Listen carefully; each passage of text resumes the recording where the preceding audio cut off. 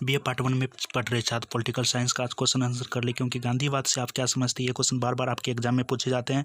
इसलिए आज का वीडियो बहुत ही महत्वपूर्ण है और चैनल को सब्सक्राइब कर ले। कोई भी सब्जेक्ट का नोट्स या सजेशन चाहिए तो इस चैनल के माध्यम से दी जाती है। डिस्क्रिप्शन में टेलीग्राम का लिंक दिया हुआ है और व्हाट्सएप का ग्रुप का लिंक दिया है, ज्वाइन कर ले। बीए पार्ट 1 पॉलिटिकल साइंस 100% आपके एग्जाम में पूछे ही जाएंगे इससे क्वेश्चन, क्योंकि ये क्वेश्चन बार बार आपके एग्जाम में आए हुए हैं, इसलिए हम स्पेशली ये क्वेश्चन आप लोगों को करा दे रहा हूँ। ठीक है, और यदि आप गेस्ट पेपर से इनका आंसर लिखते हो एग्जाम में तो आपका नंबर 100% कटेंगे ही, इसलिए आप यहाँ से थोड़ा सा हेल्प ले लो ताकि आप एग्जाम में लिखो तो नंबर ना कटे। और आप लोग को जो सब्जेक्ट का नोट चाहिए कमेंट अवश्य करें और टेलीग्राम या व्हाट्सएप ग्रुप का लिंक डिस्क्रिप्शन में दिया हुआ, ज्वाइन कर ले। ठीक है, आइए क्वेश्चन दिया हुआ है, गांधीवाद से आप क्या समझते हैं? राज्य के कार्य से संबंधित गांधी जी के विचारों का वर्णन करें। बहुत ही प्यारा सा क्वेश्चन है और आपके एग्जाम में बार बार पूछे भी जाते हैं, हर साल पूछे जाते हैं। तो इसका आंसर है, गांधीवाद से आप क्या समझते हैं? राज्य के कार्य से संबंधित गांधी जी के विचारों का वर्णन करें। तो भारतीय राष्ट्रपिता मोहनदास करमचंद गांधी के विचारों को गांधीवाद कहा जाता है।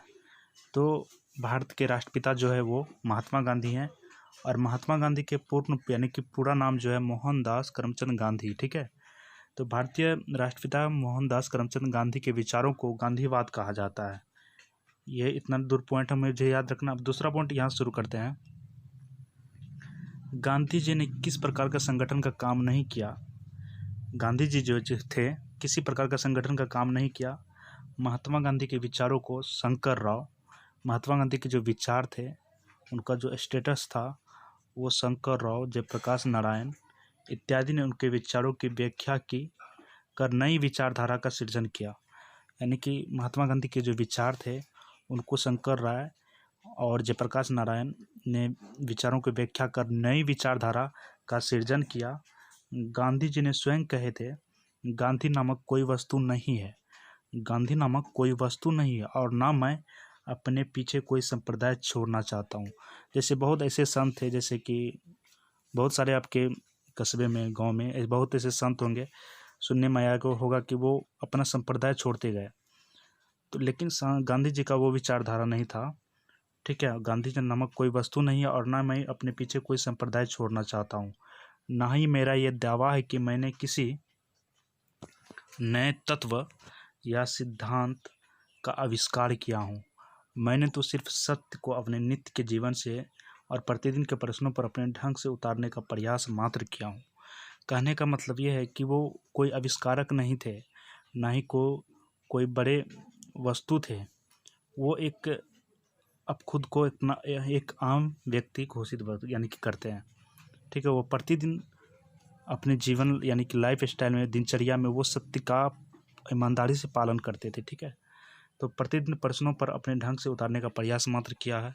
तो आप लोग कॉपी में लिखते जाए, इससे बेनिफिट क्या होगा कि आप एग्जाम में अच्छा से आंसर दे पाए। वस्तुतः फिर भी गांधीवाद अब एक अस्थायी शब्द बन गया है जो राष्ट्रपिता महात्मा गांधी की विचारधारा का प्रतीक है। गांधीवाद ही दूसरा नाम सर्वोदयवाद है, क्योंकि समस्त प्राणियों की उन्नति की कामना करता है। महात्मा गांधी ने वस्तुतः राजनीति के प्रति अपने नया दृष्टिकोण रखा।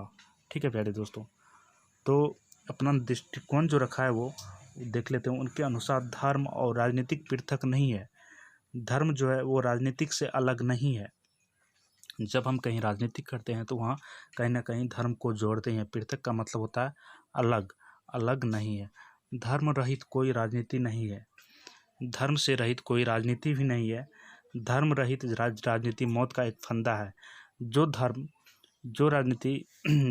जो है वो यानी जो राजनीति धर्म के रहित है वो राजनीति नहीं, मौत का एक फंदा है। वो महात्मा गांधी बता रहे हैं, क्योंकि वो फंदा आत्मा का हनन करती है। जो राजनीति में धर्म नहीं है वो एक फंदा है, वो फंदा जो है हमारे आत्मा का कहीं ना कहीं हनन कर रही है। जो ये कहता है कि धर्म का राजनीति से कोई संबंध नहीं है, वे धर्म का अर्थ नहीं जानते। जैसे अभी बहुत सारे नेता हैं कि वो धर्म को राजनीति से जोड़ना नहीं चाहते, इस तरह की टिप्पणी कर रहे हैं, वो धर्म का अर्थ नहीं जानते। ठीक है, उनके अनुसार धर्म का अर्थ है विश्व सुव्यवस्थित नैतिक शासन में विश्वास। गांधी जी जो है राजनीति को एक आवश्यक बुराई मानते थे। गांधी जो है राजनीति को एक आवश्यक बुराई मानते थे। इस प्रकार का महात्मा गांधी ने राजनीति और धर्म का एकाकार कर दिया। गांधी जी के अराजकतावादी दार्शनिक थे। वे राज्य विहीन तथा वर्ग विहीन समाज के समर्थक भी थे। ठीक है प्यारे दोस्तों, इसके बाद अतः गांधी जी एक अहिंसक समाज का निर्माण करना चाहते थे। अहिंसक मतलब कोई हिंसा नहीं। ठीक है, तो गांधी जो है एक उनका सपना था, एक अहिंसक समाज का निर्माण करना चाहते थे, जिसमें जो है न ही सेना, पुलिस, न्यायालय इत्यादि ना होंगे तथा आर्थिक और सामाजिक व्यवस्था का संगठन बहुत सरल, यानी कि सरल मतलब आसान तथा ग्रामीण होगा।